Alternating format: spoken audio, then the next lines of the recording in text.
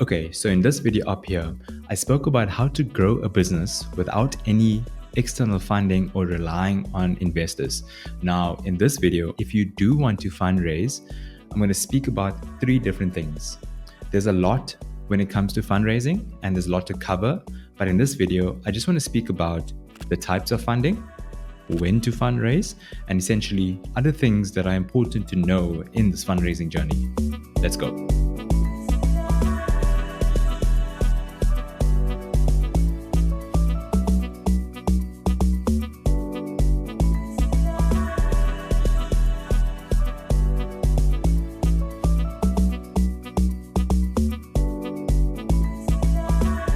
So the first thing I want to speak about is the different types of funding out there. And the first one is grants. This is the easiest and essentially the one that I would recommend putting a lot of time and effort into trying to obtain and get through the door. There are a lot of grants out there, and a grant essentially is money that an organization gives you in order in exchange for your business obtaining some sort of impact metric. Grant differs from a loan because you don't have to pay it back. All you have to do is prove that your business is actually doing something good with that money. Say, for example, the UN provides a grant to businesses that are meeting the 17 Sustainable Development Goals.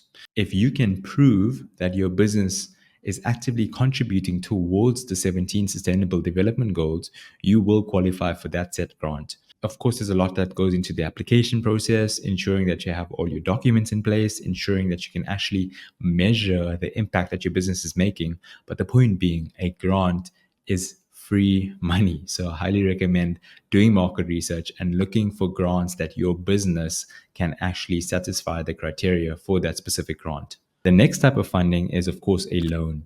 So a loan can be taken out from a bank, from other financial institutes that essentially would give you money based on your business proving that you can pay back that money. Let's once more look at an example. Now, let's look at that example of the software development agency.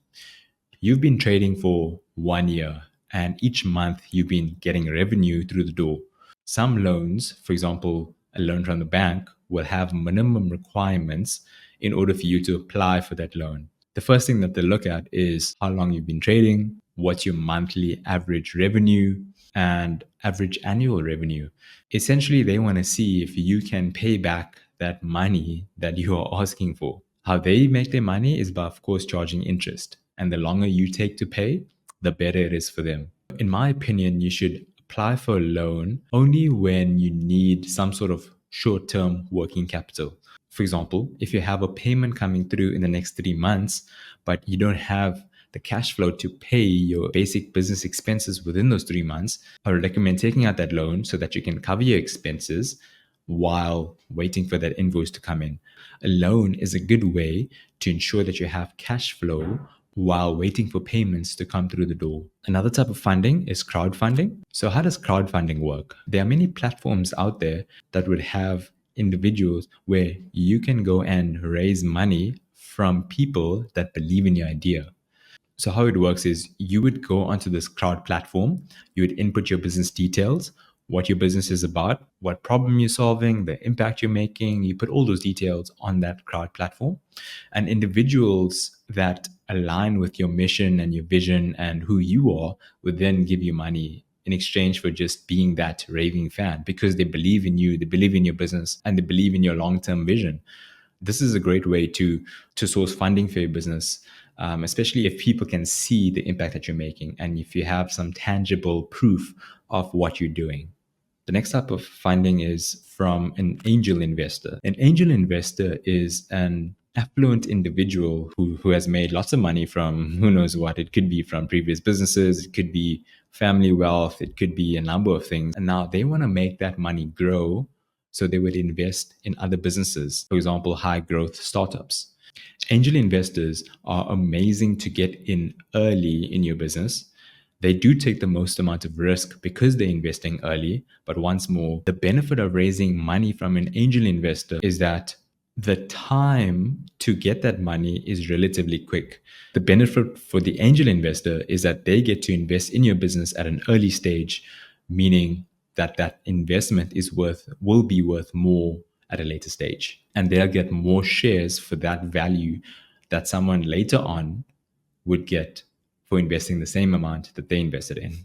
The next type of funding is venture capital. VCs are essentially fund managers. They manage other people's money and they invest in high growth startups. VCs would invest in a portfolio of a number of companies, but their goal is for one or two, or of course, like as many companies as possible to become unicorns, i.e., they are looking for a minimum of 3 to 4x return. And when they do get that unicorn, they do get that 100x, 200x return on their initial investment, which is amazing. So when you're going to raise capital from a VC, ensure that your return for them is minimum 3 to 4x of what they're investing in. So when is a perfect time to go and fundraise? You should fundraise when you want to grow instead of when you are desperate. And this, of course, is challenging because a business that requires a lot of initial capital to grow, to start, for example, if you have a product and you need to develop that product, you need capital to test, to prototype, and then essentially go to market. Whereas, like something like that software development agency that we spoke about, you don't necessarily need that initial capital. So you can bootstrap, get some traction, and then go and fundraise when you're ready to grow. So it definitely depends on the type of business. But once more, if you look at that software development agency, if you develop this app and you already have some traction, some early adopters, some users, that proves that people want the solution that you've developed and you essentially want that money to grow instead of survive. That for me is the best time to go and fundraise. So we've established that the best time to fundraise is when you need to grow instead of survive. A clear indication of that growth is either through interest generated through market research. So you can literally put out a survey, you can put out a fake website where you basically say what your product is about and you generate interest from that website. Let's look at once more the Dropbox example, where the founder literally made a video on how Dropbox will work. And after that, he had these users basically emailing him saying, hey, we want your solution because this is amazing. This is revolutionary.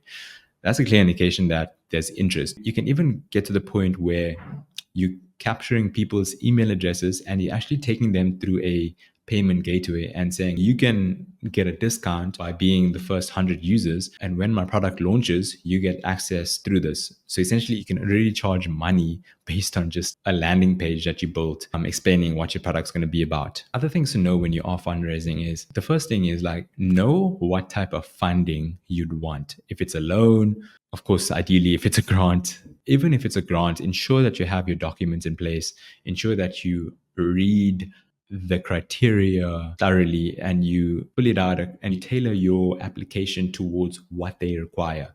When you are approaching a VC, look at the VC's mandate of what they look for in businesses, in founders, and ensure that you are a perfect match for that VC. Look at other portfolio companies that they've invested in. What separated the successes from the failures? How did those portfolio companies raise that capital while others did not? What did they do differently? Go and learn from those other portfolio companies.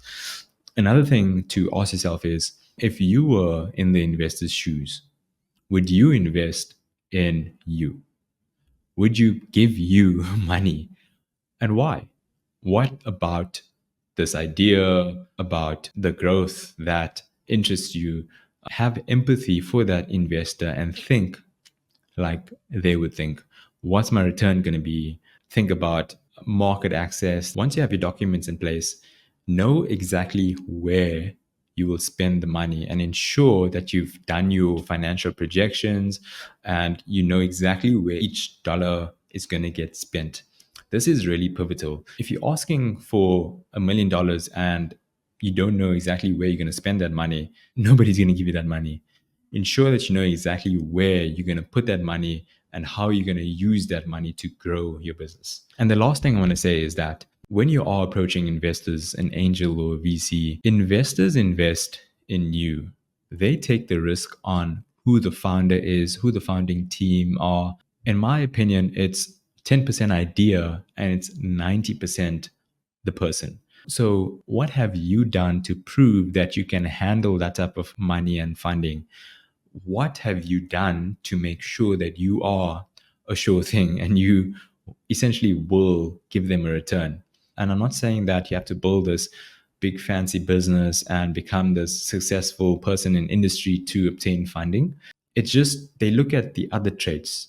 They look at your passion, your drive. They look at why are you the best person to solve this problem? Why are you the best person to make this company a success? They look at the softer skills. How's your leadership ability?